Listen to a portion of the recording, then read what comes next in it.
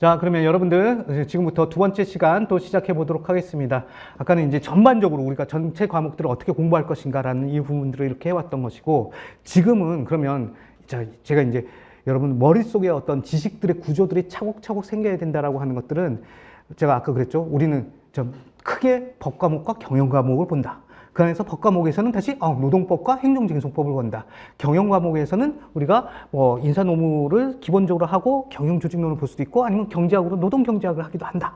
자, 이게 나왔어요. 그러면 이제 다시 그 안으로 와서 그러면 인사노무 관리 안에서는 뭘 하느냐, 뭘 공부를 하느냐라고 했을 때 바로 그런 부분들이 여러분 머릿속에 이렇게 이 구조들이 짜자자작 연결이 돼야 돼요.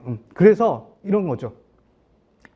내가 노동법하고 행정쟁송법은 됐는데 어느 것이 공부가 덜 됐어 라고 하면은 그 덜 된 부분에다가 우리가 시간을 더 투자를 해야 되는 거잖아. 마찬가지로 밑으로 내려와서는 인적자원관리를 하는데 인적자원관리 부분에서 내가 이 부분은 됐는데 이 부분은 아직 공부가 덜 됐어. 자, 이것들을 우리가 하나하나 퍼즐 조각이 완성된 것들은 그 자리에 딱 끼워 놓지만 완성이 안 된 부분들은 뭐다라는 걸 알고서는 그거를 만들어 나가는 어떤 그런 작업들에 우리가 더 시간을 쓰는 것이 우리가 합격률을 높일 수 있는 그런 방법이 되는 겁니다. 근데 되게 여러분들도 잘 보세요. 학교 다닐 때 공부 잘하는 친구들은 공부 잘하는 친구들은 무슨 과목이든지 되게 다 공부 잘했어. 근데 공부 못하는 친구들의 특징이 뭐냐면은 자기가 좋아하는 과목은 되게 열심히 하는데 자기가 별로 좋아하지 않는 과목은 아예 들여다보지도 않아요. 그렇잖아요. 자, 그러면은 자기가 좋아하는 과목이라고 또 열심히 들여다보는 것도 아니야. 하여튼 그런데 자기가 별로 안 좋아한다라고 생각하는 그 과목들에 대해서는 아예 공부를 안 하니까 당연히 점수가 안 나오는 거지. 자, 그거는 저는 이렇게 봐요. 점수가 안 나오니 공부가 더 하기 싫어. 더 하기 싫다고 그랬지만 이미 그 전에도 공부한 게 없는데 뭘 더 하기 싫어. 안 할 만큼 다 했는데. 자, 이게 계속 가는 거예요. 근데 우리도 공부하다 보면 어느 파트는 잘 들어와. 근데 어느 파트는 잘 안 들어와. 그러면 어떻게 됐냐? 나중에 보면은 자기가 잘 되는 파트에 대해서는 더 열심히 잘 보고 있어요. 이미 머릿속에 잘 들어왔는데도 불구하고 잘 안 되는 파트는 자꾸 보기가 싫으니까 밀어놔. 밀어놓다가 더 안 봐. 근데 우리가 수험에 성공하는 길은 뭐라고? 안 들어오는 데들을 더 자주 봐야 돼. 더 자주 보고 나중에 안 되면은 막가파식으로라도 그냥 외워야 되는 거야. 닥치고 외워야 되는 거야. 그럼 닥치고 외우려고 그러면 한 번 본 게 잘 외워지겠어요? 안 들어와도 10번 본 게 더 잘 외워지겠어요? 당연히 많이 본 게 더 잘 외워지게 돼 있다고. 자, 그리고 그렇게 많이 보다 보면 희한하게도 이게 이 말이었네 라고 하는 때가 와요. 자, 그거를 우리가 그 순간이 올 때까지 나는 널 두고 패겠어. 쥐어 패겠어. 빨리 깨져서 네 안에 본 모습을 보여줘. 자, 이게 돼야 되는 겁니다. 자, 그러려고 그러면 내가 잘 돼 있는 데는 뭐고 안 돼 있는 데는 뭔지를 명확하게 구분할 수 있어야 돼.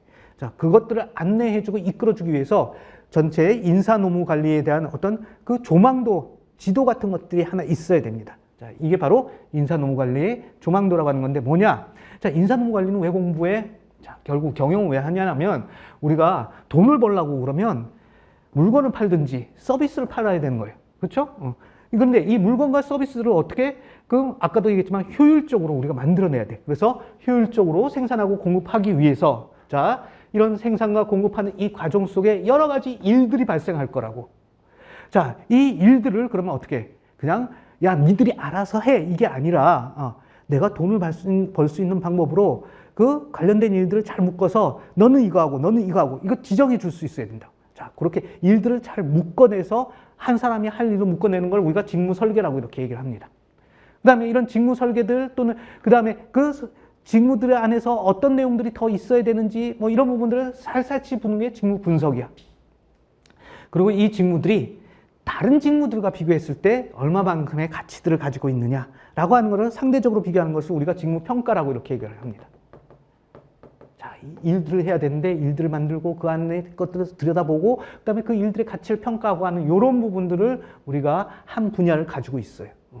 그래서 사실상 외국의 책들에는 이런 얘기가 없어. 우리나라 책들 특히 삼인공조가 요렇게 직무의 설계 분석 평가를 묶어가지고 직무관리 이렇게 얘기를 하고 있어요. 자, 직무관리 분야가 있다. 네, 저는 직무관리란 뭔가 무슨 관리 분야 이렇게 돼 있는 거 별로 안 좋아합니다. 그냥 직무 설계, 직무 분석, 직무 평가를 하는 방법이 있다. 이렇게 그냥 알아도 되는데 하여튼 우리 교과서상으로 묶어놨기 때문에 제가 직무 관리라고 이렇게 얘기를 했습니다. 자, 두 번째. 이렇게 직무들을 만들고 일이 이렇게 돼야 된다는 것들을 해놓고 나면 결국 이 일은 누군가가 사람이 해야 될 거라고. 그래서 이 일을 할 사람들을 우리가 찾고 뽑고 하는 거. 자, 모집하고 지원하세요라고 해서 모집하고 그 사람들 중에서 괜찮은 사람들 뽑는 활동들이 일어나. 자, 그러면 일과 사람이 이제 매칭이 되기 시작했겠죠? 자, 그렇게 해서 그 사람 뽑았으면 뭐해? 일 시킬 거 아니야. 그 일 시킨 다음에 이 사람이 일을 잘했나 못했나를 평가를 해야 돼. 자, 평가 분야가 이렇게 또 생기게 됩니다. 그럼 평가를 하고 나면 그 다음에는 어떤 것들을 합니까? 이 사람이 일 잘했어. 그러면 돈 더 줘야 되겠네. 보상. 자, 이 사람이 일은 잘하긴 잘하는데 요 부분만 더 알면 더 잘했을 텐데 교육 훈련 시켜. 그다음에 이 사람이 일을 계속해서 오랫동안 잘해왔고 더 윗자리로 가서도 더 잘할 것 같아. 승진 또는 이 사람이 이 일보다는 저 일을 더 잘할 것 같은데 자, 평가를 해봤더니 이동, 방출 자, 이런 것들이 이렇게 쭉 생기게 되는 겁니다. 평가를 바탕으로 해서 이런 의사결정들을 이렇게 쭉 할 수 있게 된 거죠. 자, 이게 인사관리, 인적자원관리의 가장 핵심적인 분야가 이렇게 되는 겁니다. 그래서 핵심적인 기능입니다. 자, 그와 더불어서 이 사람들이 우리 회사로 이렇게 들어오게 되면 회사에서 들어와서부터 나갈 때까지 이 사람들이 우리가 시키는 일을 잘할 뿐만 아니라 이 사람은 우리가 시키는 일들을 통해서 이걸 하면서 자기도 뭔가 이렇게 발전들이 있어야 돼. 자, 이런 부분들을 우리가 경력 개발이라고 얘기를 합니다. 개인들은 또 회사와 함께 경력 개발들을 이렇게 해 나가야 됩니다. 그 다음에 회사 들어올 때부터 나갈 때까지 여기 와서 우리가 건강하고 행복하게 일하다가 나가야 될 거 아니야. 다치거나 죽거나 이러면 안 된다고. 자, 그런 것들을 우리가 신경 써서 또 예방하고 하는 활동들을 하는 것을 우리가 산업안전관리라고 이렇게 얘기를 합니다. 그리고 들어오는 순간부터 나가는 순간까지 뭐 우리는 하나의 가족이야 라고 하지만 사실은 사용자와 근로자라고 하는 노사관계에 서기서 우리가 아주 평화로운 노사관계를 잘 유지할 수 있도록 이렇게 해야 되는 겁니다. 그래서 노사관계라는 분야가 이렇게 있습니다. 그 다음에 뭐 기타 문화라든지 리더십이라든지 이런 여러 분야가 있을 수 있겠지만 이런 제일 밑에 분야에 대해서는 우리가 경영조직론이라는 데서 이렇게 다루게 되고 이렇게 우리 경력개발, 산업안전, 노사관계 이런 부분들이 이렇게 더 들어오게 되는 겁니다. 그리고 요것들이 이제 인사관리의 전형적인 영역들이 되는 겁니다. 그런데 이런 것들이 과연 이제 우리는 인사만을 하는 것을 경영이라고 하지 않잖아요. 회사 전체의 어떤 경영들과 연결돼서 회사의 전략과 그 전략들을 잘 뒷받침할 수 있도록 인적 자원 관리가 이루어질 수 있도록 이렇게 하는 것. 자, 그거를 이제 HR 전략이라고 이렇게 얘기를 하는데 경영 전략을 이어받아서 HR 전략이 되는 건데 이런 HR 전략과 그 HR 전략을 돌리는 여러 가지 방식들 이런 것들이 쭉 있을 수가 있습니다. 자, 그러면 사실상 이것이 정해져야 요 밑에 기능들이 구체적으로 어떻게 돼야 된다는 것들이 달라지게 될 거라고. 자, 이런 부분들이 쭉 있습니다. 자, 그럼 여러분들 머릿속에, 자, 쭉 하기 위해서, 일들을 이렇게 우리가 가지고서 직무를 만들고, 사람을 뽑고, 평가하고, 돈 주고, 교육훈련시키고, 승진이동 방출시키고, 그 다음에 들어올 때부터 나갈 때까지 우리가 경력 개발에 거 신경 써야 될 것이고, 노사, 산안, 이런 분야가 전통적인 인적 자원관리 분야의 그 대상이었다. 자, 그러면 이 전통적인 인적 자원관리라고 하는 이 부분들에 대해서 그러면 이 전통 또는 원래 이런 말들을 붙일 수 있는 이유가 뭐냐라고 하면 이거죠. 우리가 현대 경영학의 시작을 누구로 보고 있습니까? 테일러의 과학적 관리법, 그때부터 우리가 현대 경영학이 시작되었다고 이렇게 보는 겁니다. 1907년 또는 1930년, 1907년부터라고 이렇게 보는 거예요. 자, 테일러의 과학적 관리법 이전에는 그러면 어떤 경영이었냐? 자, 제가 여러분들 나중에 한번 하도 지 마음대로 이걸 저기를 해놓고 그래가지고 테일러의 과학적 관리법 원전을 번역된 것들이 있으니까 그 원전을 한번 읽는 시간을 좀 가지려고 이렇게 하고 있습니다. 그거 한 번도 안 읽어보고 가르치는 놈들 투성이고 지 마음대로 얘기를 하고 그러고 있는데 한번 그거 한 150페이지 정도 번역된 또 150페이지 정도뿐이 안 되거든요. 그걸 보게 되면 그 과학적 관리법 이전의 경영을 뭐라고 했냐 하면은 주먹구구식 경영이라고 이렇게 얘기를 했어요. 사실상 주먹구구식 경영은 경영도 아닌 거지 그냥 옛날 노예들 다루듯이 뭔가 이렇게 하는 어떤 그런 경영들 그냥 뇌피셜로 하는 경영이었어요. 근데 과학적 관리법이라고 하는 건 왜 과학적이란 말을 이렇게 썼느냐라고 하면 과학적으로 분석하고 과학적으로 설계해서 사람들에게 그런 그 과학적으로 사람들을 뽑아갖고 그 일을 시키게 되면 과학적으로 예측했던 성과가 나오게 된다. 즉 성과의 재현성, 우리가 시킨 대로 하면 성과가 올라간다라고 하는 것들을 그걸 제시를 하기 때문에 이게 과학이 되는 거예요. 그래서 그 이전에는 막 다 관리자들 지 마음대로 막 하니까 어떤 놈한테는 성과가 나오고 어떤 놈은 안 나오고 막 이런 것이 아니라 다 우리가 하는 방법대로 해봐. 그러면 성과가 올라갈 거야. 이것들을 제시를 하기 때문에 과학적 관리법이 된 것이고, 그래서 우리가 그냥 미신이라든지 뭐 점치듯이 하는 것이 아니라 이래야 성과를 올릴 수 있다는 그 법칙들을 알아가지고 적용하는 그런 어떤 방식으로 이 경영을 할 수 있는 방법을 제시했기 때문에 우리가 현대경영이라고 하는 그 경영학의 그 시작이라고 이걸 보는 겁니다. 자, 그러면 현대경영학이 시작이 테일러에서 시작됐다 그러면 테일러는 어느 나라 사람이에요? 미국 사람입니다. 자, 테일러는 그러면 어느 나라 기업과 어느 나라 노동자들을 보고서 그 과학적 관리법을 만들었겠습니까? 미국의 노동자들, 그 당시의 노동자들을 보고 그렇게 만든 거예요. 자, 그럼 미국의 그 당시의 노동자들은 그럼 어떤 사람들이었어요? 대개 뭐 어린아이들도 뭐 있었겠지만 뭐예요? 되게 청장년층이라고. 그리고 주로 백인들을 대상으로 이렇게 한다고. 공장에 와서 일하는 그 관리자라든지 뭔가 하여튼 그래도 나름대로 그 백인들이 이렇게 공장에 와서 일을 했다고. 흑인들은 다 어디가 있었어? 다 남부 농장에 가 있었잖아요. 1907년이에요. 자, 그러니까 그 백인 청장년 남성들을 대상으로 해서 어떻게 사람들을 관리하게 되면 성과가 올라갈 것인가? 자, 그걸 미국의 상황을 가지고서 연구를 했던 거죠. 자, 이게 기본 모델이 됐던 겁니다. 자, 그것이 이제 시대가 바뀌고 세상이 이렇게 급속도로 변화하면서 어떻게 돼요? 이제 미국 안에서만 활동하는 게 아니죠. 여기에 미국 안에서 활동한다 하더라도 히스패닉도 들어오고 외국 애들도 막 들어오고 또는 외국으로 나가기도 하면서 우리가 인적 자원 관리에 그 다뤄야 되는 대상들의 그 인종적, 민족적, 지역적 특성들이 확대가 돼. 자, 그러면 이제 이걸 글로벌하게는 그러면 어떻게 우리가 즉 국제 인적 자원 관리라는 부분을 어떻게 해야 될 것인가 이런 부분들이 나옵니다. 그 다음에 옛날에는 아마 테일러가 있었을 당시에 아마 미국 남성들의 평균 수명이 50세가 안 됐을 겁니다. 지금도 미국이 아직 80세 뭐 조금 안 되거나 뭐 넘거나 이럴 겁니다. 그러니까 지금처럼 평균 수명이 늘어난 때가 없었어요.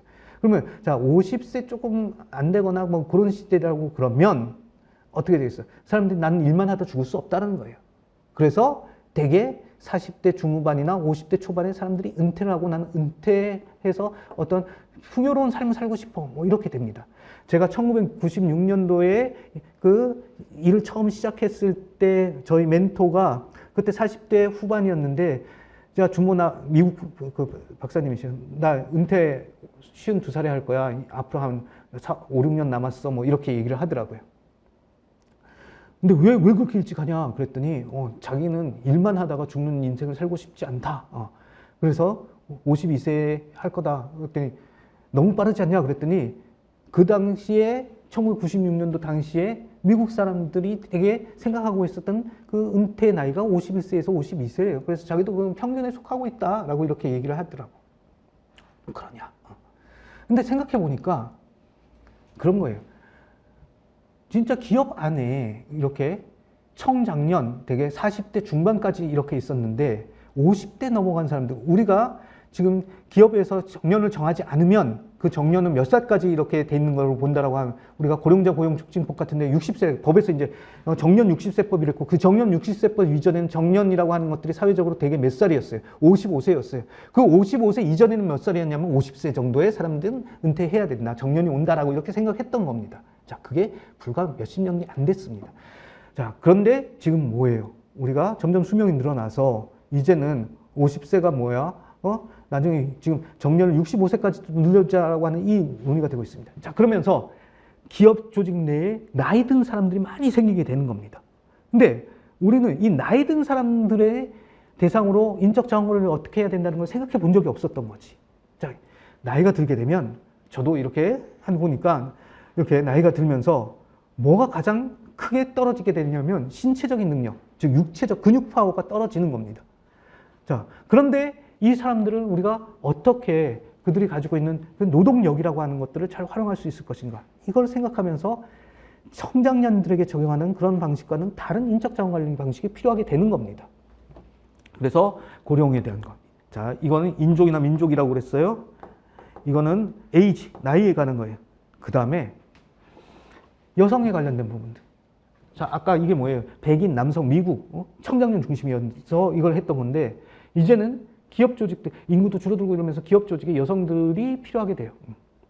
제가 2000년대 초반에 저 현대본사, 개동에 저 창덕궁 옆에 있는 현대본사에 가서 그렇게 했었는데, 그때 그 건물이 빌딩이 10몇 층 빌딩이 되는데, 저보다 그 먼저 있었던 그 선배님이, 야, 너 처음에 이 빌딩 지어줬을 때 여기에 여자 화장실 몇 개 있었는 줄 아냐? 이렇게 물어. 그래서 뭐 여자 화장실 뭐 몇 개가 있어? 남자 화장실 수만큼 있었겠죠. 그랬더니 1층에 하나 있었어. 그만큼 여성들이 없었다는 거예요. 십몇 층짜리 건물에 없었던 거예요, 여성들이. 그러니까 굳이 층마다 여성 화장실을 마련할 필요도 없었던 거고 그렇게 했는데, 지금 뭐야? 만약 그렇게 돼 있다고 그러면 이거 완전히 그 여성 차별하는 회사고 그냥 마초 회사고 뭐 이러면서 아마 그 굉장히 지탄을 받았을 때 상상이 안 가죠. 자, 그만큼, 그런데 그게 그렇게 오랜 시간이 지나지 않았다. 뭐 여러분들 기간의 생각에는 야, 한 3, 40년 된 거면 오래된 거지라고 이렇게 할 수 있지만 아무튼 그렇게 오래된 것은 아니에요. 그런데 여성들이 들어오면서, 자, 여기 보세요. 원래 모델이 뭐였다고? 백인 남성 청장년 위주의 그 관리 방식, 과학적 관리 방식이 이제는 여성들한테는 어떻게 돼요? 이거 여성들하고 맞는 방식이 아닌 거지. 자, 그것들을 또 변형해서 우리가 여성들도 잘 활용할 수 있는 인적 자원 관리를 또 해야 돼. 이게 이제 또 새로운 분야. 그 다음에 우리가 2000년대 초반에 여러분들 지금은 뭐 AI에 의한 혁명들, 뭐 4차 산업혁명 이런 얘기가 나오지만 2000년대 초반에는 뭐였냐면은 닷컴 버블이라는 게 있었어요. 그래서 인터넷이 1995년도, 5년도에서 7년도 사이에 공개되고 그것들이 막 붐을 일으키면서 이제 인터넷을 통해서 비즈니스를 할 수 있는 그런 업체들이 막 생기기 시작합니다. 자, 그런 때 어떤 일들이 발생하냐면은, 실제로 아무런 기술도 없고 아무런 사업 내용도 없는 회사가 사업 계획서만 그럴듯하게 이러고 무슨 닷컴 이렇게 그걸 이름을 붙이면 거기에 갑자기 수십억에서 수백억의 돈을 막 투자 자금이 막 들어오게 되는 겁니다. 근데 그거 다 사기 쳐먹고 이렇게 나간 거죠. 자, 그러면서 닷컴 버블이라는 그 시기가 2000년대 초반에 발생합니다. 자, 그때 어떤 일들이 발생된 거냐라고 하면, 그때 처음으로 전 세계가, 우리가 세계가 전체가 다 이어져 있구나라는 거. 미국에서 발생한 닷컴 버블이 진짜로 아시아에 있는 우리들, 싱가포르, 뭐 홍콩, 뭐 이런 데까지 다 그냥 경제가 안 좋아지도록 영향을 미치는 이제 전 지구적인 사건이 닷컴 버블이었던 겁니다. 그러면서, 야, 이런 싸가지 없고 돈만 밝히고 윤리적이지 못한 경영자들이, 사람들 속이겠다고 이렇게 한 이런 부분들을 그대로 우리가 다 가지고 받아들이고 이렇게 했더니 전 세계가 다 미국 때문에 다 그냥 난리가 아작이 났구나라고 하는 이것들을 하면서, 야, 기업을 하는 사람들은 그럼 어떻게 해야 되느냐라고 하는 그런 부분들이 이제 막 들어옵니다. 그러면서 옛날에 그 닷컴 버블 때까지는 뭐예요? 야, 어떻게든지 내가 돈 벌겠다고 그렇게 해서 돈 많이 벌었으면 내가 자수성가한 건지, 왜 니들이 제대로 판단 안 해서 판단 못하고 나한테 돈 준 거지, 뭐 이런 어떤 그런 그게 있었어요. 그래서 미국에서는 자수성가가 되게 중요한 것이고 결과가 중요한 것이었다고. 그래서 성공이 그렇게 중요한 어떤 그 가치로 이렇게 되어 있었던 거기에서, 야, 그건 남들을 희생시켜가면서 그렇게 성공하는 것이 진정한 성공이냐. 자, 이런 부분들에 대한 반성 이렇게 나오면서 우리가 경영자들이 생각을 가지고 윤리를 가지고 이렇게 경영을 해야 된다. 경영은 너 혼자 잘 먹고 잘 살자고 하는 것이 아니라 네 직원들도 책임져야 되는 것이고 그 주변의 공동체들도 책임져야 되는 거고, 어떻게 보면 전 지구가 이렇게 하나로 엮여있는 세상에서 그 지구에 대한 책임까지도 다 같이 지면서 경영자들이 가야 존경받고 너네들이 살아남을 수 있는 것이다라고 하는 그런 이제 반성들이 생기면서 이제 지속 가능성, CS, 코퍼레이트 소셜 리스폰시빌리티, 기업의 사회적 책임, 윤리 경영 이런 것들이 이제 경영자들이 갖춰야 되는 어떤 그런 덕목으로서 이렇게 쭉 나오게 됩니다. 그래서 갑자기 철학 윤리가 경영의 분야로 이제 경영자들을 통해서 경영의 분야로 이렇게 들어오게 돼요. 그렇게 되니까 이 경영 관련된 윤리 이런 부분들은 다뤄본 적이 없어. 맨날 생산 어떻게 할 것이고, 마케팅 어떻게 할 것이고, 유통 어떻게 시킬 것이고, 그다음에 뭐 인적 자원 관리 어떻게 할 것이고 이랬다가 갑자기 윤리는 딱 그러니까 이제 생산 쪽에서 우리는 그런 거 하는 거 아니잖아요. 마케팅 쪽에서는 우리는 마케팅 하는 거지. 쭉 하다 보니까 야, 이거를 그러면 누군가가 이렇게 중심을 잡고 다뤄야 될 쪽이 어디냐라고 하면 항상 다 아니다라고 그러는데 남는 게 어디에 있어요? 인적 자원 관리가 되는 거예요. 야, 너네 인적 자원 관리가 휴먼 리소스, 사람에 대한 거 하는 거라며. 그러니까 그거 해야지. 자, 이러면서 인적 자원 관리 분야 안으로 이 지속 가능성 윤리에 대한 부분들까지 이렇게 들어오게 되는 겁니다. 자, 그래서 예전에는 요것들이 각각 이제 기본 모델에서 더 확장된 형태로 이런 것들을 어떻게 다뤄야 되느냐라고 하는 이슈가 됐다가 요즘에 어떻게 되냐면 자, 이거 인종, 민족, 연령, 성, 그 다음에 여러 가지 가치관의 차이 이런 부분들을 우리가 한꺼번에 다 묶는 개념이 생겼어요. 그게 뭐야? 바로 다양성이었어요. 다이버시티라고 하는 것이 나옵니다. 그래서 이 다양성들을 과연 어떻게 우리가 다뤄야지 이 조직들이 성장하고 발전할 것이냐라고 하는 이런 부분들이 이제 인적 자원 관리 분야에 이렇게 나오게 되는 겁니다.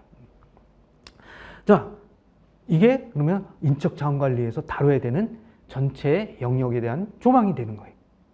그래서 우리가 공부하면서 어디들을 하고 있다라는 것들이 항상 내 머릿속에서 이 그림 중에서 어느 부분에 퍼즐판 이 하나하나의 블록이라고 이렇게 보고 이게 채워지고 있다라고 하는 것들을 여러분들이 스스로 체크를 하면서 안 된 부분들을 더 시간을 내서 공부를 해 나가야 돼. 자, 그래야 결국은 최종적으로 합격을 하기 위한 공부들이 이렇게 될 수 있는 겁니다.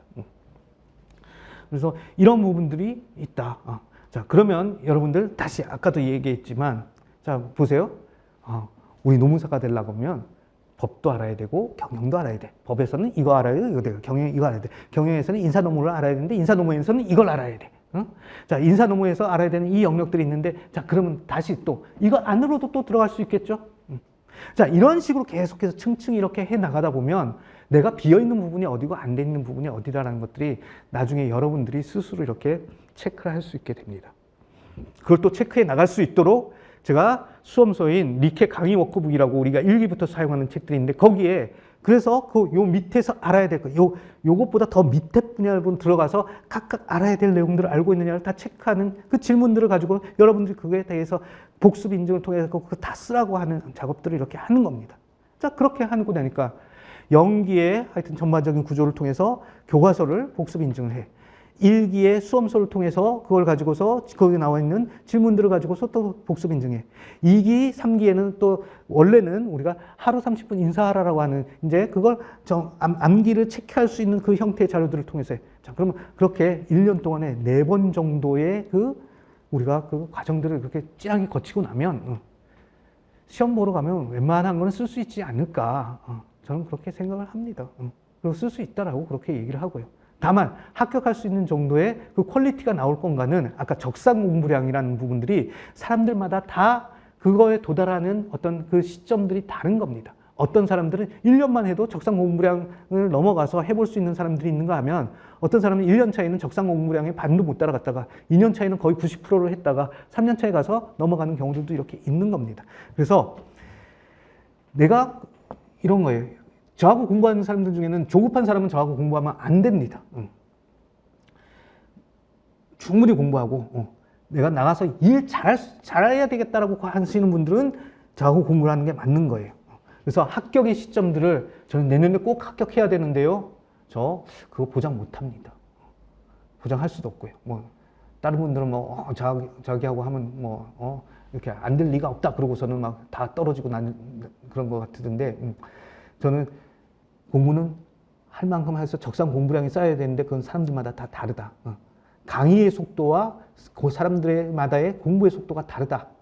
그게 현실이다. 거짓말 안 합니다.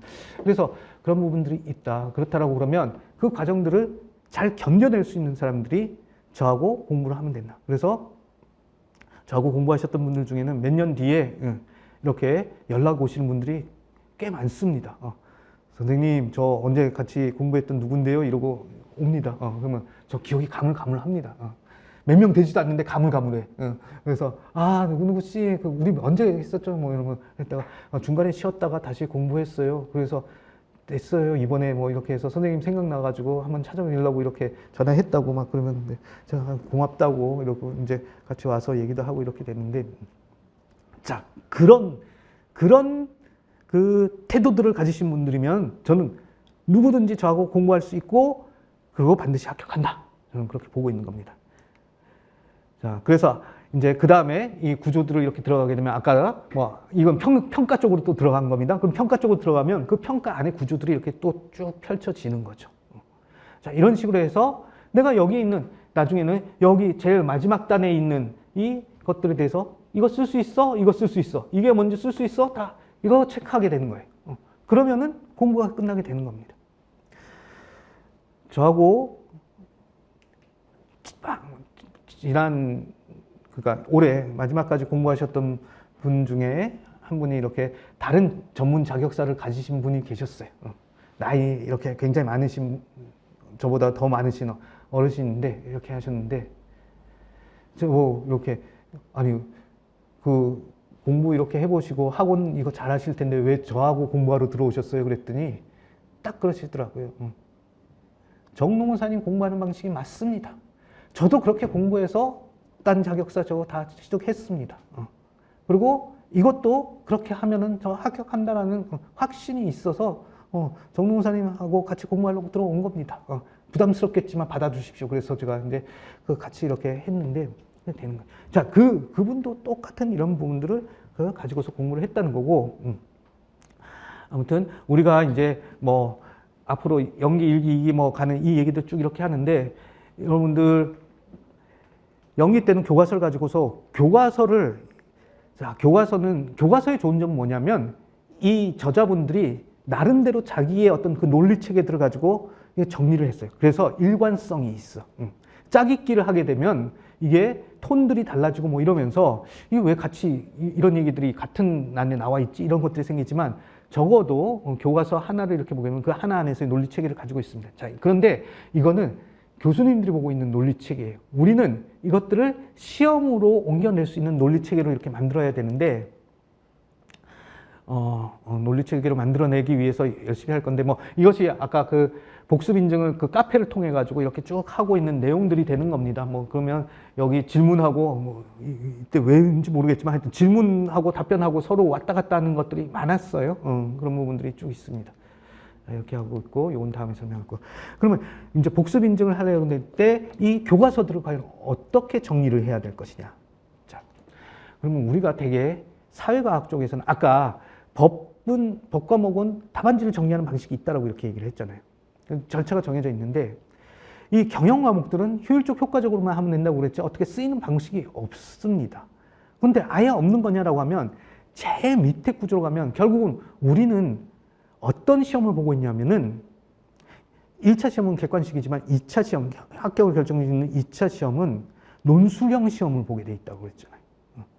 그 논술형 시험이라는 것이 결국 뭐냐?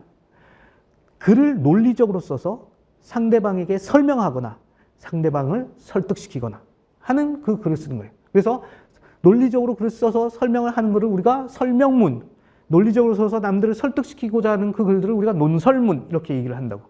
우리 설명문, 논설문의 차이점 뭐 이런 것도 우리 고등학교 때 우리 국어 시간에 다 배웠잖아. 자, 그런 설명문이 됐건 논설문이 됐건 글들이 어떤 논리적인 흐름들을 갖기 위해서는 그 밑에 구조가 어떻게 나오는가라고 했을 때, 자, 이제 잘 들어보세요. 저는 논리적인 글들이 가지고 있는 어떤 그 제일 밑바닥의 구조가 이거라고 보는 거예요. 백의 필목 종방장단 제시. 백의 필목 종방장단 제시.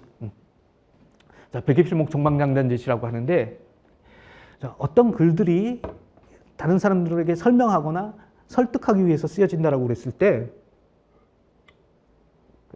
글의 순서가 어떻게 나오냐라고 하면 되게 이런 거예요. 이 글을 쓰게 된 여러 가지 배경들이 있을 거라고. 그런 배경들 하에서 내가 설명하고자 하는 핵심적인 개념들이 뭐다. 자, 배경과 개념들을 정해. 그래서 다른 사람들은 어떤 단어를 가지고서 이런 개념 정의를 이렇게 하겠지만 나는 여기에서는 그것이 어디까지 되는 것이다라고 이렇게 정의를 한다라고 하는 개념 정의를 해줘. 그래서 베개가 되어 있어요.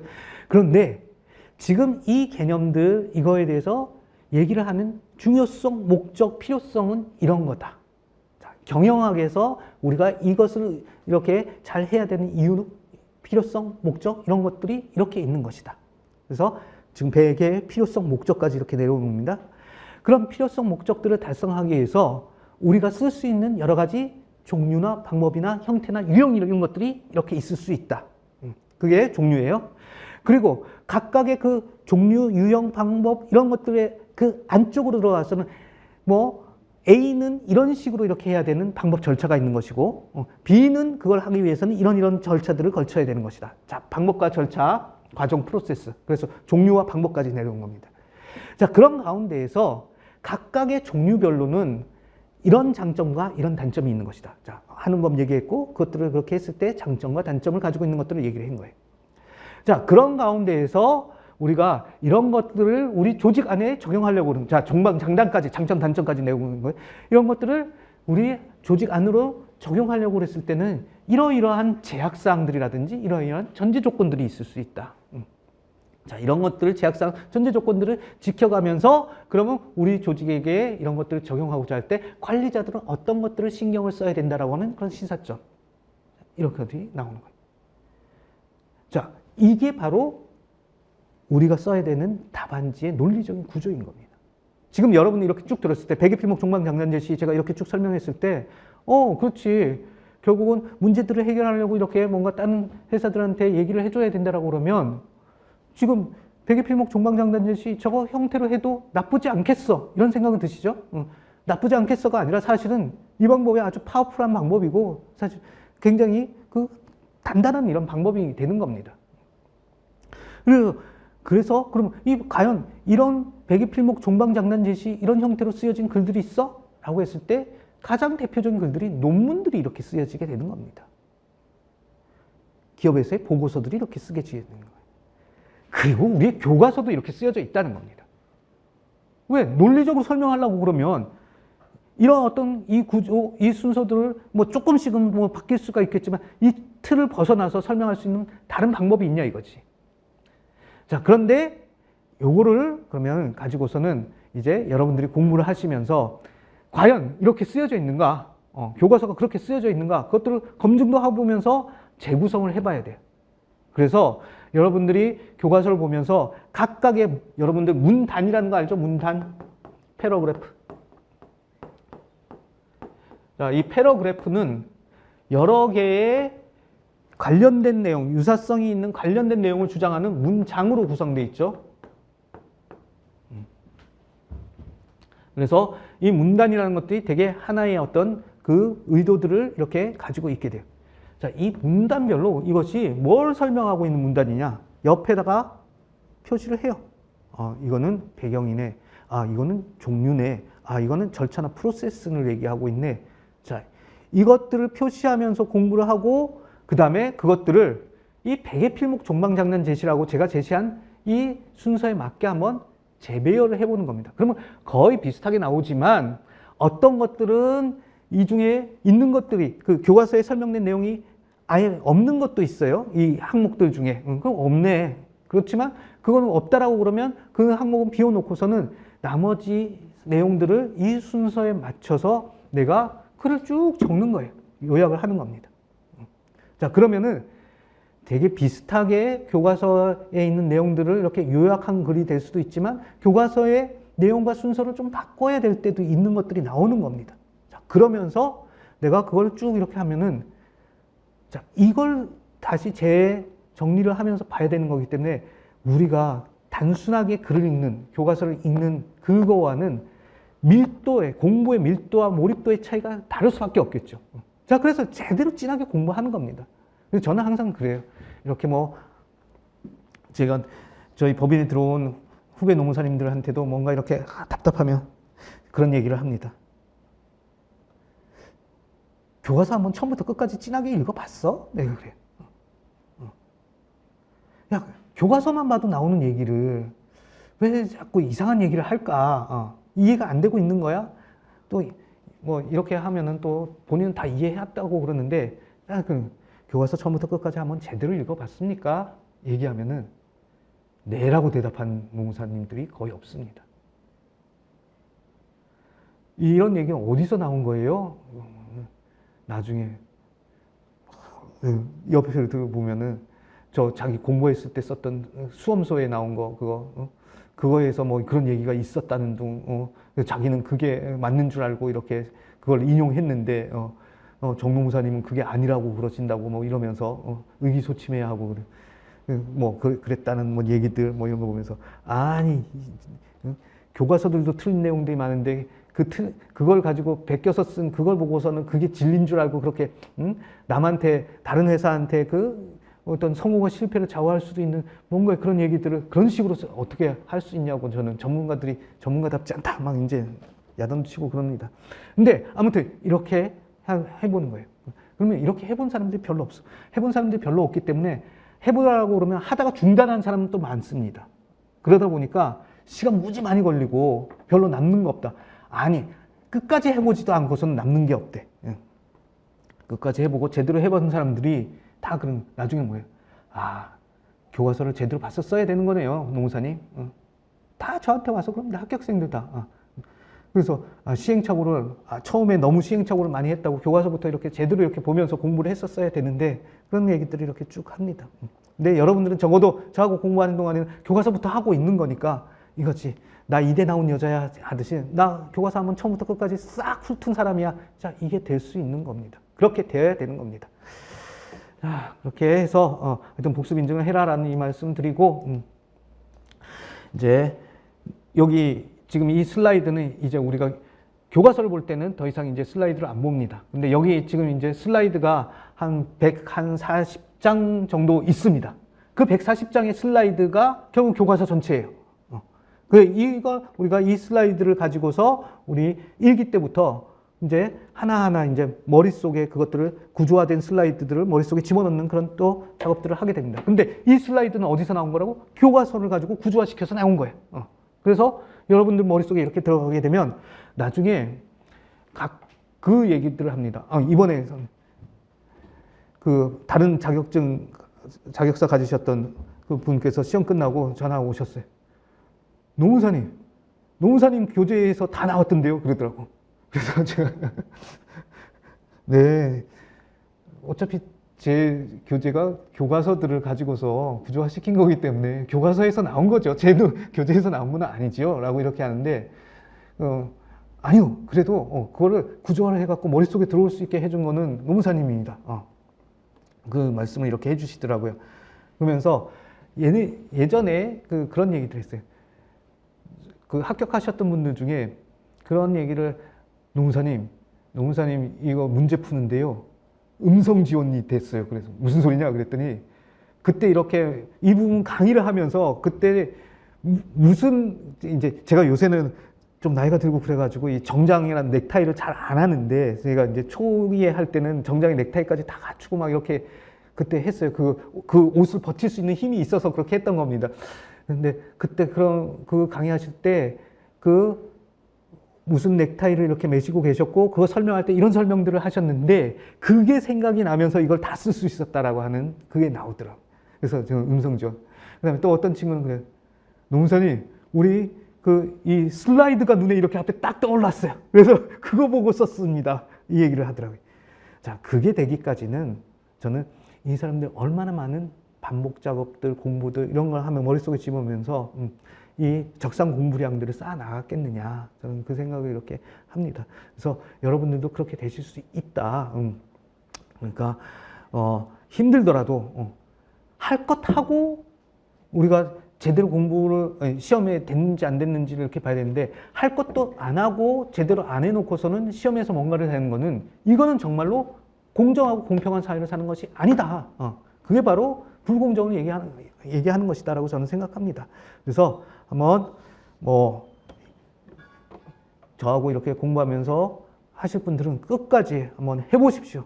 해보시고 나서 과연 되나 안 되나 한번 여러분들이 경험을 이렇게 해보시면 좋겠습니다. 자, 그러면은 요건 저기 하고 우리 교과서를 이렇게 좀 볼 건데요. 교과서.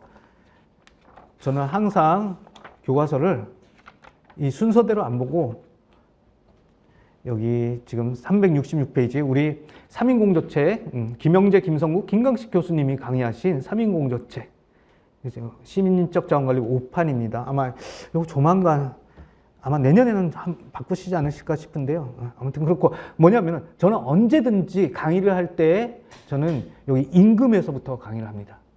다른 분들은 보니까 그냥 순서대로 교과서의 순서대로 제일 앞에서부터 하는데 저는 임금부터 강의를 합니다. 임금이 367페이지에 나와 있습니다.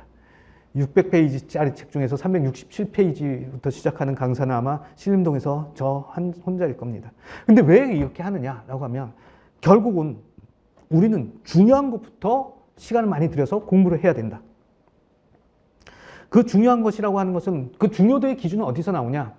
저는 뭐 수험가 보면은 뭐 가끔씩 뭐 A급 문제를 뭐 이렇게 했고 B급 문제로 나눠주고 그래서 뭐 문제를 뭐 내용을 A급, B급, C급으로 나눈다라고 그러는데 A급, B급, C급 나누는 기준이 뭔지 모르겠습니다. 뭐예요? 적어도 수험가에서는 A급, B급, C급을 나눈다라고 했을 때는 뭐야?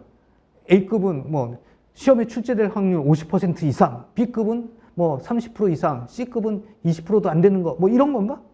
그런데 만약에 그 기준으로 했다라고 그러면 절대 그 A급, B급, C급으로 나온 것들이 없어. 심지어는 E급, F급, B급 있는 것들도 시험에 나오면 그거는 A급인 거잖아요. 그러니까 그런 상대적인 기준이 될 수도 없는 거고 그 강사들이 A급, B급, C급 나눴다고 교수들이 그게 A급, B급, C급이라고 알고서 그 중에서 문제를 낼까? 절대 아니에요. 그런데 마치 내가 이건 A급이니까 열심히 하셔야 됩니다. 뭐 이러면은 사람들 A급, C급입니다. 뭐 이러면은 안 해도 되는 거라고 생각해. 그러다가 망하는 거예요. 그래서 합격하는 사람들보다 떨어지는 사람들 숫자가 10배, 20배, 100배가 많은 이유가 그런 겁니다. 수험 공부에서는 A급, B급, C급이 아니라 넓고 얇게 다 공부해두고 시험에 나오면 쓸 수 있어야 되는 거예요. 기본적인 것들 이상으로. 어떤 이상으로? 40점 이상은 넘어가야 돼. 꽈락은 안 나오게 이걸 공부를 해둬야 된다는 겁니다. 그럼 제가 그래서 저는 넓고 얇게, 그래서 처음부터 끝까지 다 봐야 된다. 무슨 A급, B급, C급이냐. 네가 만약에 A급, B급, C급 믿는 그 하는 강사 밑에 가갖고 그렇게 해가지고 안 되면은 그거 누구 보고 책임지라고 그럴 거냐. 결국은 네가 그거 헛된 믿음을 가지고서 그거 믿은 거 아니냐. 그 결과는 다 너한테 온다. 그럼 저는 뭐 넓고 얇게 다 공부해라. 다 쓸 수 있어야 된다. 어디서 나올지 모른다. 자, 그래서 대신 넓고 얇게이기 때문에 그것들을 다 하려고 그러면 우리는 구조화시켜갖고 할 수밖에 없다. 구조화시켜갖고 할 수밖에 없다. 그런데 저는 이제 공부를 하면서 근데 이거 중요한 부분 다 한다라고 했던 이유는 뭐냐라고 하면은 이거예요. 적어도 우리는 무엇에 대한 수험 공부냐면 노무사가 되기 위한 수험 공부를 하고 있는 거고 이 노무사들이 결국은 제일 핵심적으로 다루고 있는 영역은 뭐냐면 근로관계에서 발생하는 문제들을 해결하는 거라고요. 그러면 그 근로관계라는 거의 본질 핵심이 뭐냐? 자, 우리 근로관계라는 건 뭐라고 합니까? 근로계약이란. 자, 그래서 거기에 대해서 우리 근로기준법. 자, 인사노무관리는 항상 공부하면서 법은 어떻게 얘기하고 있고 그런데 그거를 인사관리 쪽, 경영학 쪽에서는 어떻게 풀라고 하고 있느냐라고 하는 형태로 해서 연기시켜봐요. 우리가 근기법, 근로기준법 제2조 정의가 대부분 제1조들은 법들이 다 목적이고 제2조는 거기서 나오는 개념들에 대한 정의예요. 자, 거기는 법을 정한 목적이라고 이렇게 나와 있지만 그게 어떻게 말하면 아까 우리 백예필명 종방정단 제시에서의 그 배경과 목적이 함께 있는 거라고. 그러고 나서 제일 먼저 뭘 정해? 개념 정의를 하잖아요. 거기서 개념에서 어떻게 돼 있어? 그 근로관계를 결정짓는 것을 우리가 근로계약에 의해서 근로관계가 형성된다고 하는데 근로계약은 뭐냐? 근로계약 뭐예요, 여러분들? 근로자가 사용자에게 근로를 제공하고 사용자는 이 근로에 대해서 임금을 지급하는 그 계약, 그것을 목적으로 체결하는 계약을 근로계약이라고 이렇게 얘기를 한다. 되어 있는 겁니다. 자, 그러면 거기 안에서 봐봐. 한쪽에서는 노동을 제공하고 한쪽에서는 임금을 준다. 근로에 대해서. 그러면 근로는 도대체 뭐냐 이거지. 근로와 임금이라 또 얘기가 나오는데. 자, 근로는 뭐예요? 우리 역시 근로라는 것은 정신노동과 육체노동을 말한다. 근기법 제2조에 제4호, 3호에 그게 나와 있다고. 그걸 정의를 가지고 들어. 그렇구나. 정신노동, 육체노동 다. 우리가 힘만 쓰는 거 아니고 정신노동도 이렇게 있는 거구나. 그럼 임금은 뭐라고 돼 있어? 임금은 5호의 정의가 돼 있어요. 근로의 대가로 지급하는 어떠한 명칭으로든 지급하는 모든 금품이라고 다.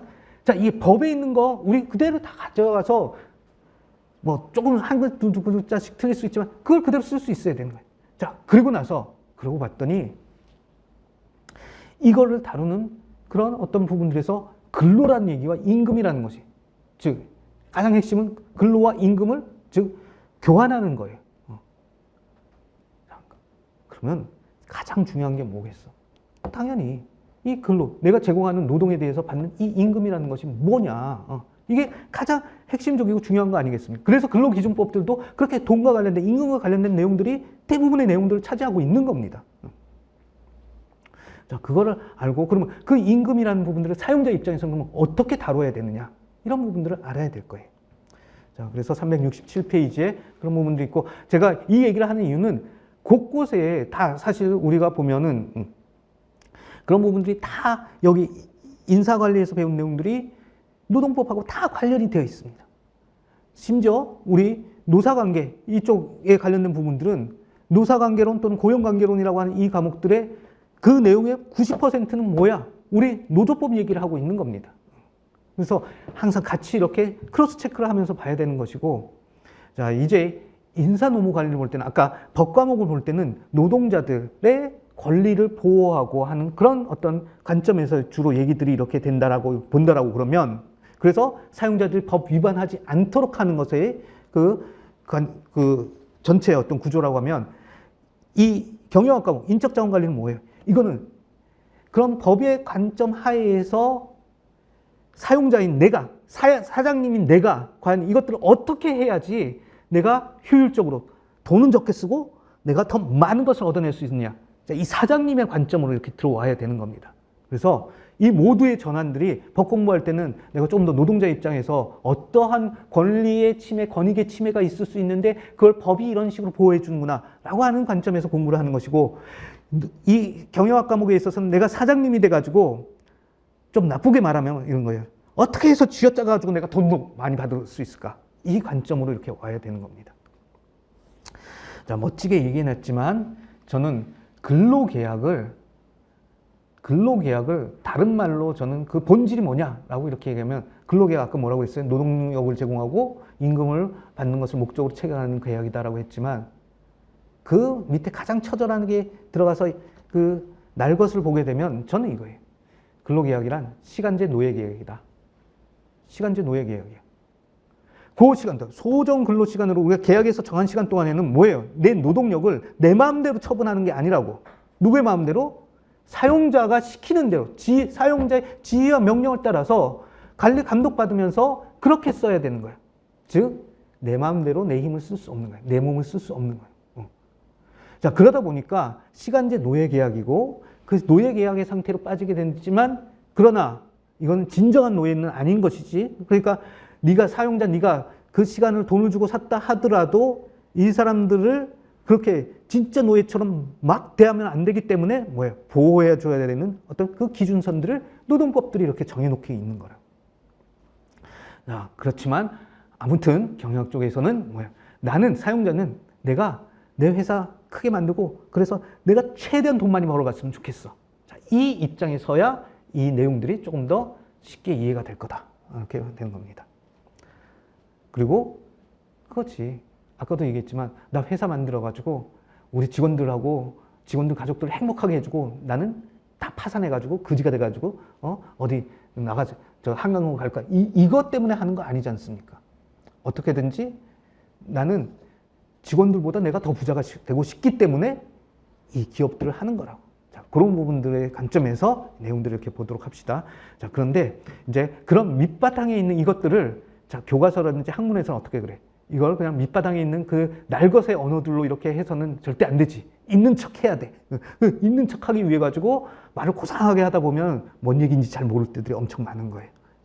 그래서 그 고상하게 어떻게 그러면 학문의 영역으로 올려서 얘기를 하고 있는지 이런 걸 봅시다. 367페이지 보상과 임금의 의 이쪽에 보게 되면은 두 번째 줄, 세 번째 줄, 첫 번째 문장에 보면은 이 종업원들이 조직을 선택하거나 조직 생활을 하면서 실제로 가장 많은 관심이 가진 이슈가 보상, 금전적 보상과 사회적 신분, 이것이라고 할 수 있는 승진이다. 즉 보상과 승진이 가장 중요한 이슈다라고 이렇게 얘기를 하고 있습니다.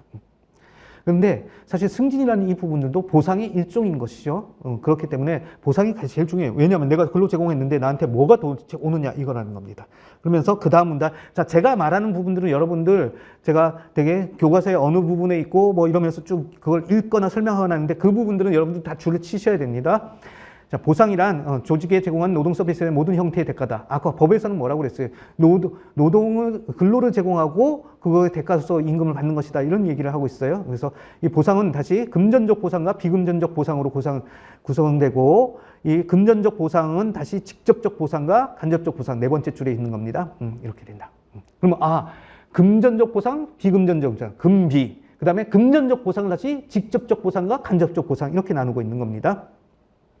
그 다음 밑에 직접적 보상, 다이렉트 컴펜세이션은 화폐적 임금으로 받는 보상으로서 그 밑에 기본 임금과 그 밑에 줄 성과 임금, 인센티브 임금으로 구성된다.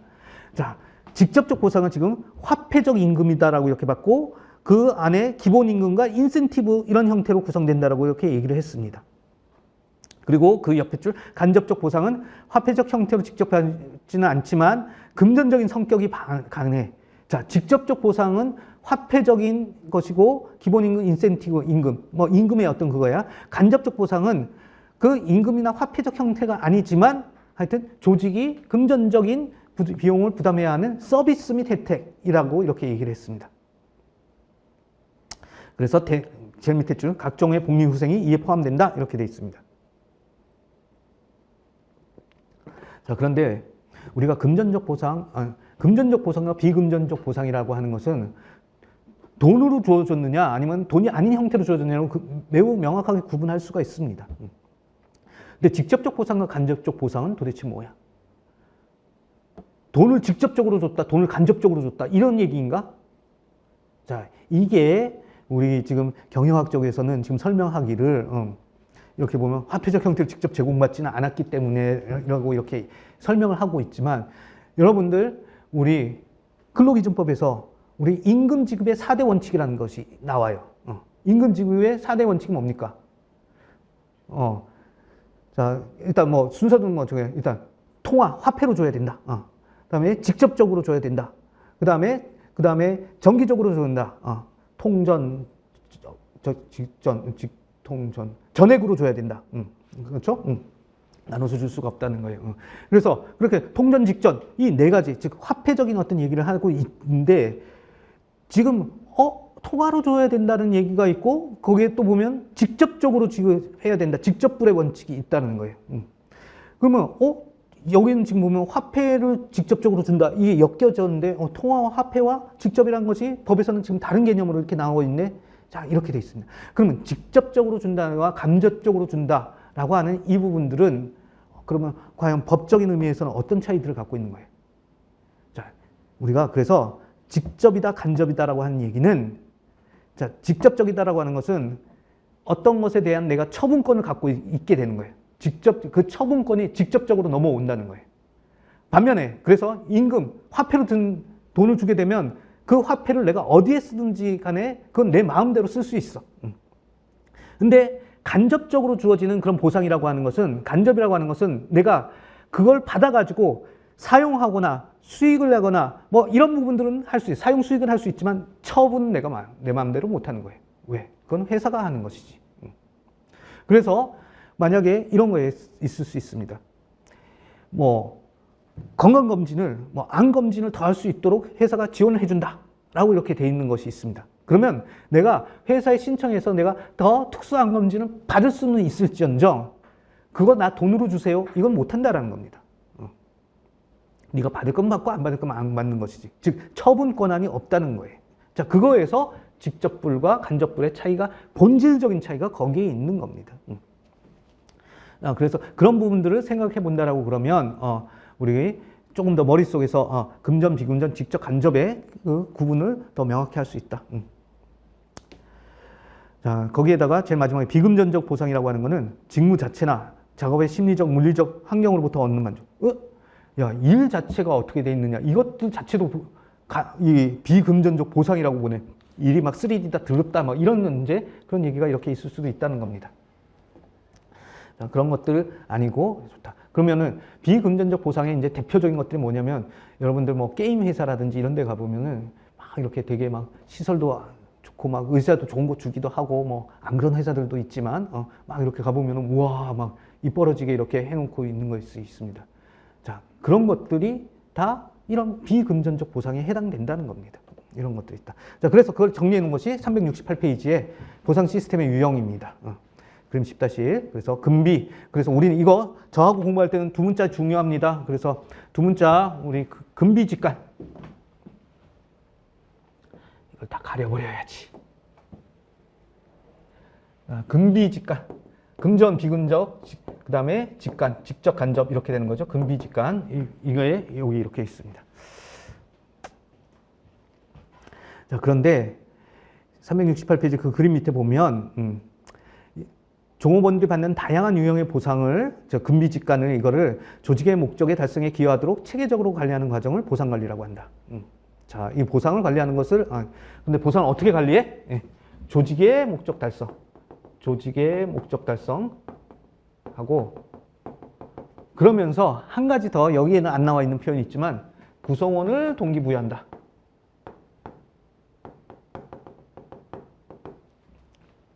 하기 위해서 뭐뭐 하는 걸 뭐뭐 관리라고 한다. 땡땡 관리라고 한다. 이런 식으로 표현이 됩니다. 자, 그래서 저는 이것들을 다시 또 줄여서 조목 구동하기 위한 활동을 땡땡 관리라고 한다라고 합니다. 그러면 이 땡땡 관리에는 뭐가 들어가느냐? 인사관리, 노무관리 이런 큰 얘기들이 들어갈 수 있습니다. 그 안에서 아까 직무관리 또는 뭐 모집과 평가관리 그 다음에 모집과 선발관리, 평가관리, 뭐 보상관리 그 밑에 것도 들어갈 수 있고요. 그 밑으로 들어가서 우리가 이제 나중에 임금관리를 수준관리, 체계관리, 형태관리 뭐 이렇게 지금 또 체계상으로 나오고 있는데 그 밑으로 임금관리 중에서도 수준관리, 체계관리, 형태관리 이거 여기에 다 들어갈 수 있어요. 다 그 결국 인적자원관리에서 하는 모든 활동은 왜 해? 조직의 목표를 달성한다. 자, 조직의 목표? 이건 뭐 사장님이 돈 많이 벌겠다는 얘기예요. 그래서 사장님이 돈 많이 벌고 구성원도 신나자. 자, 이걸 하기 위해서 하는 것이다. 자, 그러면 우리가 이런 조직의 목적자는 구성원 동기부여, 조목구동이라는 이 유사한 표현들이 항상 나오게 돼 있어. 항상 어느 주제를 다루더라도 이 활동을 하는 이유는 이런 것들 때문에 하는 것이다. 조목구동하기 위해서 하는 것이다. 라고 하는 형태로 이렇게 다 되어 있어요. 다만 그것들이 표현 방식들이 다 조금씩 다르지만 결국은 들여다보면 조목구동인 거예요. 자, 이걸 알고서 그 각 부분의 것들을 보게 되면 여기서는 이런 식으로 표현했을 뿐이지 이거 조목구동이구나 라고 우리가 이해를 하면 돼. 결국 왜 우리가 경영이라는 걸 해? 나 돈 많이 버는 자 조목. 그 다음에 일하는 사람들도 신나게 일하게 하자 구동. 이거 때문에 하는 거지. 이렇게 가는 겁니다. 그래서 이것들이 반복되고 있다는 거 하면 나올 때마다 새로운 것이 나오는 것이 아니라 또 역시 이 구조에서 나왔구나 이렇게 하면 공부량들이 확 줄어들어. 표현은 막 다르게 돼 있지만 그걸 다 외워야 되는 것이 아니라 결국 이거네. 하나네. 이렇게 해서 우리가 공부량을 확 줄이게 되는 겁니다. 그걸 알고 있으면 줄어드는 거고 모르면은 나올 때마다 비슷한 얘기인 것 같은데 이거 다른 표현으로 되어 있으니까 이게 다른 건가 이러면서 공부를 다 해야 되면 그게 끝도 없이 늘어나는 거죠. 자, 이렇게 가는 겁니다. 그리고 여기 조목구동이 나와 있으니까 이 조목구동을 하기 위해서 하는 건데 이 조목구동이 제대로 되고 있는지 안 되고 있는지를 조금 더 구체적으로 그러면 아는 거. 자, 이 조목구동이 되는 조직이다라고 그러면 어떤 조직이겠어요? 나중에 돈 잘 버는 조직. 자, 이게 조직의 효과성이 높다라고 이렇게 얘기합니다. 조직의 효과성 또는 유효성 이런 얘기를 합니다. 자, 이걸 영어로는 effectiveness라고 이렇게 얘기를 하고 즉 이거는 원래 네가 하고자 했던 일들을 달성하느냐의 이 개념이 되는 거예요. 자, 그래서 구동 이렇게 해서 이펙티브니스가 달성되는데 이 이펙티브니스를 조목 구동이 잘 되고 있는 조직인가 아닌가를 그럼 좀 더 구체적으로 알 수 있는 방법은 뭐가 있겠느냐라고 했을 때 거기에 사용된 지표가 바로 생근이 만몰 관계 이미지라는 것이 있어. 생근이 만몰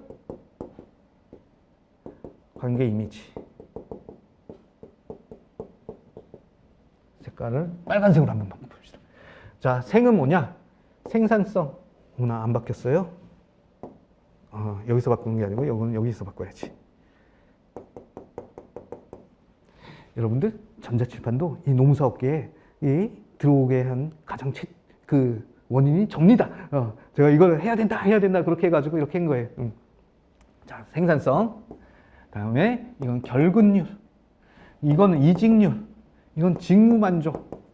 그 다음에 조직몰입. 노사관계. 기업 이머지. 자, 생산성이 높은 조직이 다른 조직보다 훨씬 더 유효성이 높겠죠. 결근율이 낮은 조직이, 이직률이 낮은 조직이 그렇지 않은 조직보다 훨씬 더 유효성이 높을 거라고.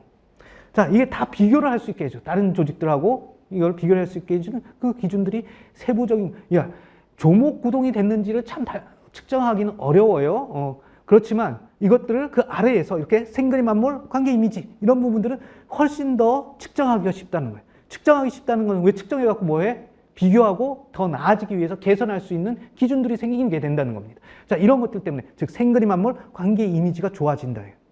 자, 조목 구동이 되면 조직의 효과성이 높아지는데 그 조직의 효과성이라는 부분들을 우리는 조금 더 구체적으로 생근이 만몰, 관계 이미지를 통해서 알 수 있다. 이렇게 가는 겁니다. 자, 그러면 아까도 얘기했지만 땡땡 관리를 잘하게 되면 이런 부분들이 이 땡땡 관리를 못한 조직들보다 좋아질 것이고 이 땡땡 관리를 잘했기 때문에 조목 구동이 좋아질 것이고 궁극적으로는 이런 것들이 다 모여서 조직의 효과성, 유효성을 높이게 된다.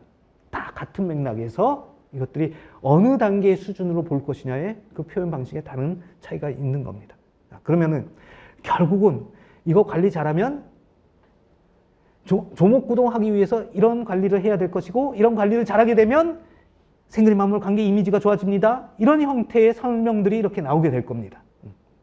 자, 이 구조를 알고 책을 보십시오. 나중에 그러면은 중간에 뭐 여러 설명들이 들어가 있지만 결국은 이 구조였구나. 이걸 왜 하는지 그걸 하기 위해서 이게 돼야 돼. 이걸 하기 위해서 이렇게 하는 것이고 그것들을 구체적으로 하게 되면 이런 부분들에서 좋다는 얘기가 나온다. 자, 이 구조가 계속 반복되고 있다는 것이 보이게 되면 아주 쉽게 우리가 내용들을 정리를 할 수 있게 되겠죠. 다른 주제들이 나온다 하더라도 그런 겁니다. 자, 그러면서 여기 다시 한번 봅시다. 여기 임금이 첫 번째 두 번째 줄 끝에 다양한 보상의 내용들 중에서 임금이 차지하는 비중이 제일 크다. 자, 보상이라는 얘기를 하면서 금비직간 얘기를 했었어요. 근데 임금은 뭐냐면 금전적이고 직접적인 보상을 얘기를 하는 거였고 그런 금전적 직접적 보상의 임금이 다른 보상들 전체 보상들 중에서 가장 차지하는 비중이 높기 때문에 제일 크므로 가장 포괄적인 의미로 사용되는 것이 용어가 임금이고 그 다음에 따라서 보상관리는 그 밑에 줄 보면 그 오른쪽에 일반적으로 임금관리를 의미한다. 자, 보상관리는 임금관리를 의미한다 라고 이렇게 임금관리라는 용어로 넘어갑니다. 근데 이 지금 설명이 상당히 굳이 왜 나와 있어? 이게 구차스러워요. 이게 나와 있는 이유는 뭐냐면 우리 수험가 아니면 예전에 아주 이 인사관리를 막 진짜 1970년대, 80년대 강의할 때, 자, 그때는 인사관리에 대한 여러 지식들이 어디서 넘어왔느냐라고 하면 미국을 거쳐서 일본의 것들을 우리가 6.25 전쟁이 끝나고 이러면서 일본의 어떤 그 지원들 이런 걸 받으면서 그렇게 형성이 됐기 때문에 일본의 인사관리들의 영향을 받아. 근데 일본의 인사관리 쪽에서는 그 인사관리의 영역을 어떤 식으로 얘기했냐면 그게 바로 학계평 보유방인 겁니다. 우리 맨날 친일파 청산하자 하는데 아직도 수험가는 친일파를 청산하지 못하고 있어요. 학계평 보유방 관리다. 학계평 보유방이 뭐냐? 확보관리, 자, 인사관리는 인적 자원들을 확보하는 것이다. 개발하는 것이다. 평가하는 것이다. 보상하는 것이다. 유지하는 것이다. 그 다음에 방출하는, 이걸 하는 것이다. 라고 해서 아까 인사노무관리 조망도를 제가 그렸듯이 이런 식으로 생각을 했던 겁니다. 그래서 그게 아직도 남아 있습니다. 그 잔재들이 남아 있고 학계평 보유방 그러면서 보상관리라는 이 영역 안에서 다시 이 보상관리를 크게 우리가 임금과 복리후생관리 이런 식으로 이제 구분을 했던 거예요. 그런데 이렇게 쭉 하다 보니까 이제 뭐 금전, 비금전, 직접, 간접 뭐 이런 얘기를 쭉 이렇게 하다 보니까 뭐가 애매한 부분들이 이렇게 생기면서 보상이라는 것이 과연 뭐냐라고 했을 때 이 보상의 개념이 아까 뭐라고 그랬어요? 직무들을 잘 설계해줘서 또는 직무의 환경들을 막 게임 회사들 막 이런 것처럼 편하고 뭐 막 팬시하게 해줘가지고 자 이런 것까지 다 보상이다라고 이렇게 들어오게 되니까 야 이게 보상이라는 말이 그러면 보상 아닌 게 거의 없게 되는 거예요. 그렇잖아요. 자 그러고 나니까 그럼 보상 관리에서 다뤄야 될 분야가 너무 방대해질 수 있는 거죠. 그러니까 그 중에서 보상 중에서 가장 중요하고 비중이 많이 차지하는 게 뭐다? 임금이다. 그러니까 임금 관리라고 이제 그 이슈들을 느낀 학자들이 임금 관리라는 형태로 이제 줄여내는 겁니다. 그래서 저는 임금 관리가 맞지 보상 관리는 뭐 보상 관리라는 건 아주 뭐 큰 의미에서 이렇게 나올 수도 있다. 그런데 보상 관리하게 되면 아까 여러분들 뭐가 있냐면은 직무 관리라고 하는 쪽에 가면 직무 설계 이런 부분들도 보상 관리, 직무 설계도 보상 관리야. 그 다음에 뭐 임금과 복리후생은 당연히 보상 관리가 될 것이고. 자 그런데 또 이렇게 하다 보면 임금이 나중에 어떤 기능을 가지고 있냐면은 직원 그 구성원들을 그 종업원들을 유인하는 기능도 가지고 있어요. 자 임금의 수준을 높게 해서 종업원들을 유인하겠다. 들어올 사람들을 유인하겠다. 그 다음에 유지하겠다. 이런 것들이 있어요. 그러면 야 임금에 대한 관리 정책을 펴가지고 사람을 유인하거나 유지한다. 확보하거나 유지한다. 자 이러니까 그럼 임금 관리는 다시 또 보상 관리는 다시 또 확보 관리와 유지 관리와 같은 내용인가? 자 이러면서 이 개념이 갖고 있는 모호성들이 사실은 아주 많은데도 불구하고 사람들이 거기에 대해서 이렇게 뭐라고 하냐 냉철한 눈을 가지고서 우리가 이런 기준을 뒀다면 이게 이제 우리가 IMF 이후에 우리가 생각들이 아주 그 명쾌하고 명철하지 못했다는 것들이 이렇게 쭉 나오면서 이 미시라고 하는 원칙이 있어요. 뭔가 나눴다라고 그러면 자 나눴다 그러면은 A에 속해 있으면 B에는 안 속해야 되는 거잖아요. B에 속해 있다면 나눴다라고 하면 A는 안 속해 A와 B로 나눴다라고 그러면 이게 논리적이고 합리적인 거잖아요. 그런데 이 구조를 갖고 가게 되면 여기 있던 게 여기도 들어가고 여기도 들어가고 여기 있던 게 여기도 들어가고 여기도 들어가고 막 섞여. 그래서 저는 이 확계평 보유방이란 말 쓰지 말아라.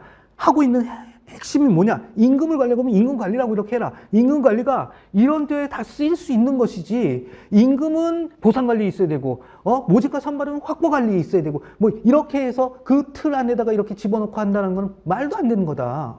왜? 다 지금 섞이고 있는데. 그런데도 불구하고 아직도 학계에서는 이 부분에 대해서 그냥 막 섞어서 쓰기는 것도 많고 책들도 그렇게 되어 있고 아직 그 잔재들이 많습니다. 그런데 지금 좀 젊고 이런 의식을 가지고 있는 교수님들은 이런 용어들 확계평 보유방 뭐 확보관리 이런 말 이제 더 이상 안 씁니다. 이걸 딱 나눠서 기능적으로 임금에 대해서 뭔가 하는 것이냐 교육훈련에 대해서 뭔가 하는 것이냐 이렇게 하는 것이지 뭐 유지 기능에 교육훈련 기능이 있다 뭐 이런 식으로 보지도 않아요. 뭐 또는 개발 기능에 있다 이렇게 보지도 않습니다. 근데 아직 남아있는 책들이 있고 뭐 학계평 보유방 뭐 이런 얘기를 쓰기도 하니까 쓰긴 쓰지만 이거는 이거 그 명확한 개념도 아니고 그래서 이거는 한물 간 것이다 라고 이렇게 봐야 됩니다. 그런데 가끔씩 이 용어들을 가지고서 문제가 나올 때가 있기 때문에 그때는 뭐가 중심이 됐구나 라고 하는 것들을 보면서 우리가 대응을 하면 되겠습니다. 그래서 이 책에서도 그래서 임금관리를 의미한다 라고 하는 거예요. 보상관리 예전 책들 예전판에는 이게 보상관리에 있었어요.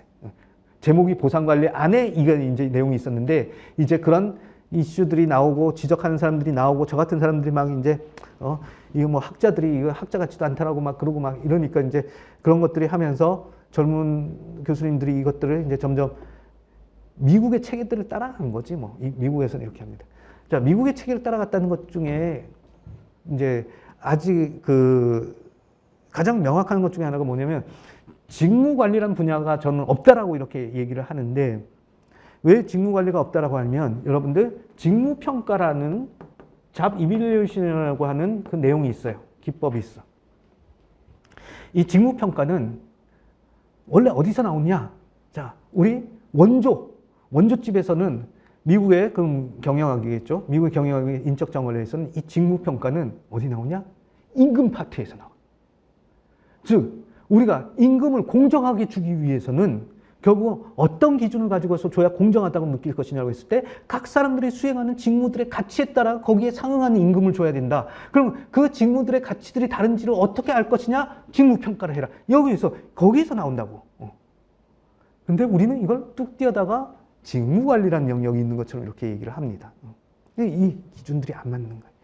그래서 이건 그냥 아까 제가 인사노무관리 조망도에 있는 그 네모 박스의 기능들마다 다 독립된 어떤 내용들을 다른 것과는 다르게 가지고 있는 것이다. 다만 그것들이 활용이 될 때에는 이런 목적으로 활용될 수도 있고 저런 목적으로 활용될 수도 있다라고 이렇게 이해를 하는 것이 맞는 것이지 딱 어떤 기준 무슨 분류책 안에서 이것이 정해져서 이것대로만 간다 이거는 아니다라는 겁니다. 자 그러면서 아이고 시간이 조금 됐네요. 일단 조금만 더 하고 우리 쉬도록 합시다. 자, 그러면서 그 밑에 보면은 그 밑에 문단 금전적 보상이라고 하는 것은 금비직간 이걸 가지고 반복하고 있습니다. 금전적 보상은 종업원 입장에서는 생계의 주원천, 그치? 내가 살아나가는 어떤 생활의 주원천이 되고 나아가 소득 수준 자체가 종업원의 사회적 지위를 상징한다. 그렇죠? 여러분들 친구들 사이에서 이 임금이 사회적 신분을 나타내는 경우들이 어떻게 되는 건가요? 요새는 예전에 이거였어요. 억대 연봉 받냐? 이거였어요.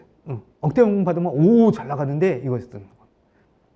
자 그것이 그 단순한 금액의 의미뿐만 아니라 사회적 신분까지도 이렇게 담을 수 있다는 겁니다. 자 그런 것 때문에 중요한 어떤 이유가 있는 것이고 임금이 중요하고 그다음에 기업 입장에서 보면 이 임금이라고 하는 건 기업 전체 비용 중에서 큰 부분을 차지하고 있다라고 되어 있는데 사실상 임금이라고 하는 부분들이 기업 전체 비용 중에서 얼마나 크냐라고 하면 9%에서 10% 정도입니다. 보통.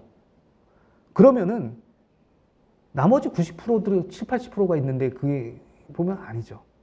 정확하게는 뭐냐면은 단일 우리가 회계에서 봤을 때 그 단일 항목으로서 가장 큰 금액이 책정되어 있는 곳이 어디냐라고 하면 바로 인건비.